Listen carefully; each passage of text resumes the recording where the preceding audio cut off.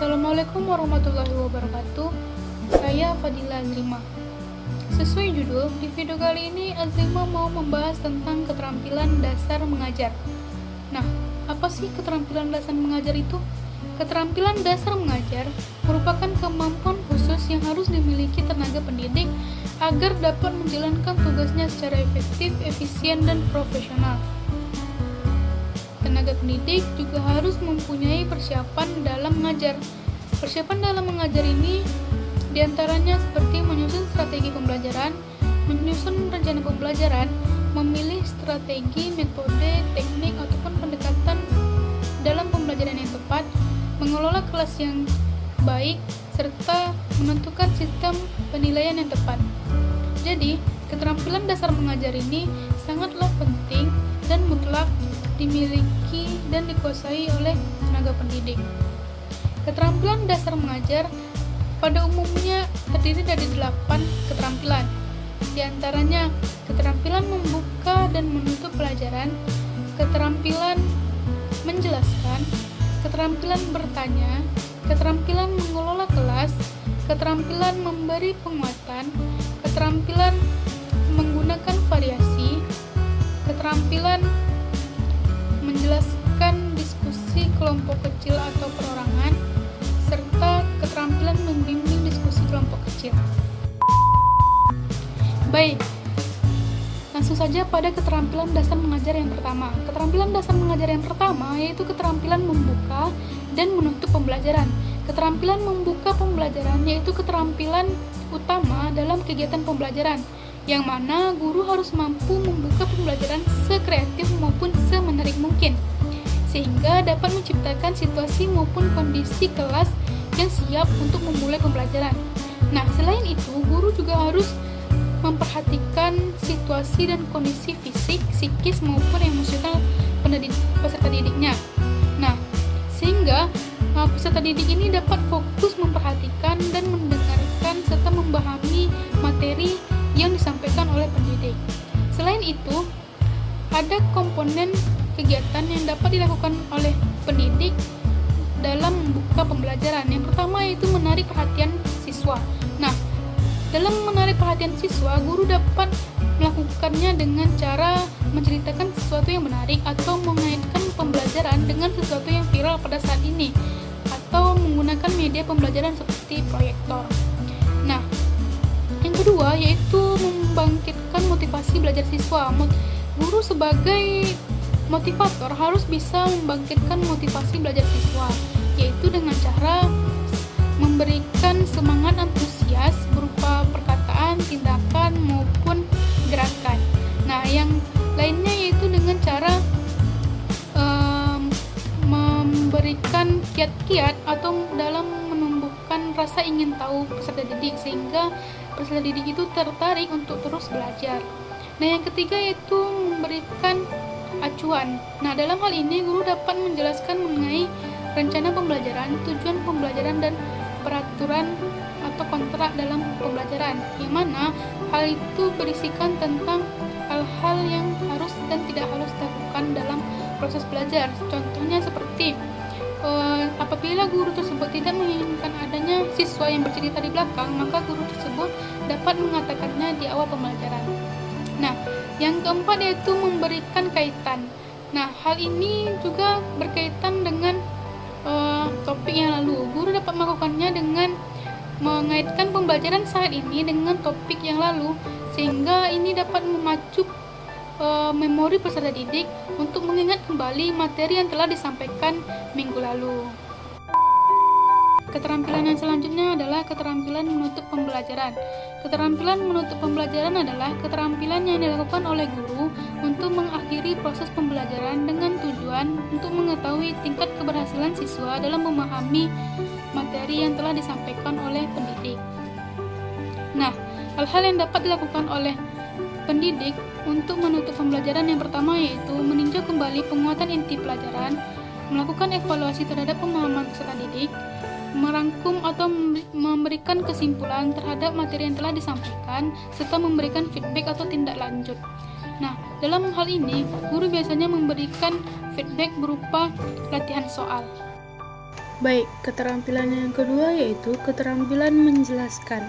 Nah, keterampilan menjelaskan ini bertujuan agar guru dapat menyajikan informasi secara lisan dan sistematis untuk menunjukkan adanya hubungan antara satu bagian dengan yang lainnya. Misalnya, guru dapat menjelaskan antara sebab dan akibat, definisi, dengan contoh atau dengan sesuatu yang belum diketahui. Salah satu contohnya adalah di saat guru sedang memberikan materi pelajaran, guru tidak hanya memberikan teori tapi juga menjelaskan secara lebih rinci.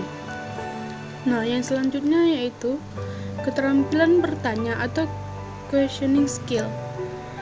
Nah, dalam proses belajar mengajar, keterampilan bertanya ini sangatlah penting karena dengan adanya pertanyaan yang baik dan teknik yang baik dapat memberikan dampak yang positif bagi peserta didik.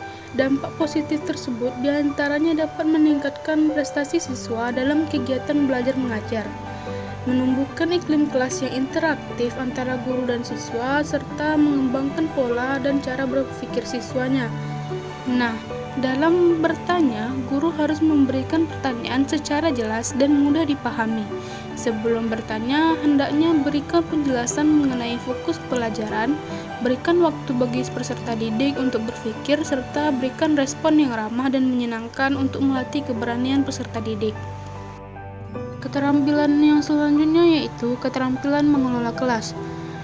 Pengelolaan kelas atau manajemen kelas adalah keterampilan guru untuk menciptakan dan memelihara kondisi belajar yang optimal dan mengembalikannya apabila terjadi gangguan dalam proses belajar mengajar. Jadi, keterampilan mengelola kelas ini sangat berhubungan dengan penciptaan dan pemeliharaan kondisi belajar yang optimal atau bersifat preventif, berkaitan dengan kemampuan guru dalam mengambil inisiatif dan mengendalikan pelajaran. Keterampilan yang selanjutnya yaitu keterampilan memberikan penguatan. Penguatan atau reinforcement adalah segala bentuk respon yang bersifat verbal ataupun non-verbal yang merupakan bagian dari modifikasi tingkah laku guru terhadap tingkah laku siswa yang bertujuan untuk memberikan informasi atau umpan balik sebagai dorongan atau koreksi. Nah, keterampilan memberi penguatan ini terbagi menjadi dua, yaitu penguatan verbal dan penguatan non-verbal. Penguatan verbal ini dapat diungkapkan dengan menggunakan reward atau kata-kata pujian, penghargaan, persetujuan, dan sebagainya. Dan penguatan nonverbal terdiri dari penguatan berupa mimik atau ekspresi dan gerakan badan, penguatan dengan cara mendekati, penguatan dengan sentuhan atau kontak, penguatan dengan kegiatan yang menyenangkan, penguatan berupa simbol atau benda, dan penguatan tak penuh. Next, keterampilan menggunakan variasi. Guru dapat memberikan variasi stimulus pada peserta didik. Variasi stimulus adalah memberikan respon yang bervariasi, berbeda, atau berganti-ganti.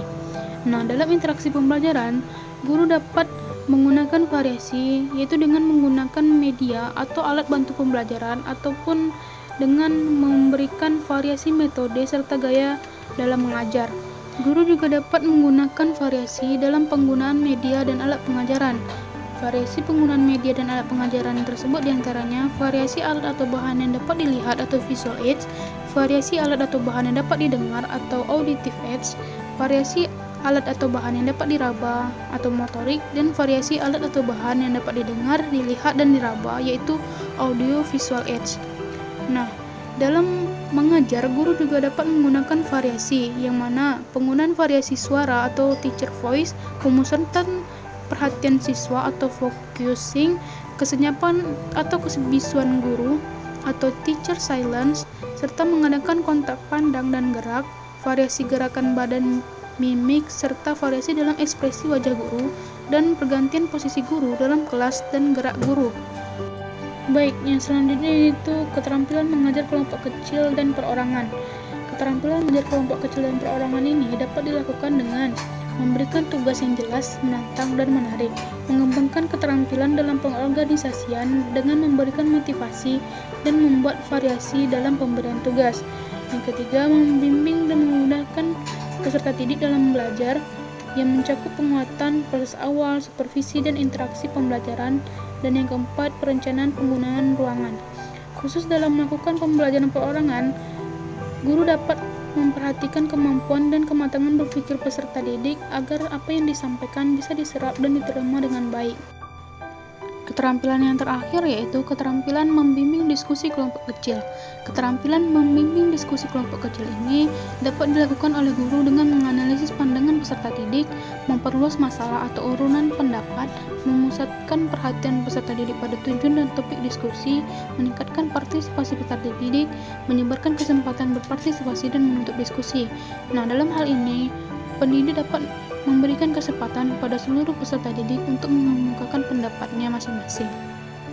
Nah, inilah tadi ke-8 keterampilan dasar mengajar yang harus dimiliki oleh seorang pendidik.